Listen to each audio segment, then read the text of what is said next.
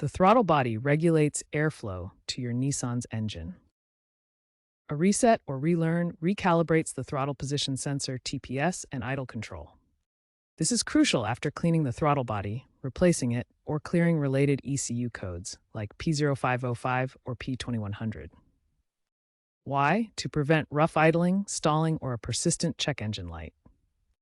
As of 2025, Nissan's newer models feature over-the-air ECU updates for remote relearns, but manual resets are still important for many models. Ensure your engine is cold before starting. Begin by disconnecting the negative battery terminal for 10 to 15 minutes to reset the ECU memory. Reconnect the battery and turn the ignition to on position for 2 to 3 seconds, then turn it off.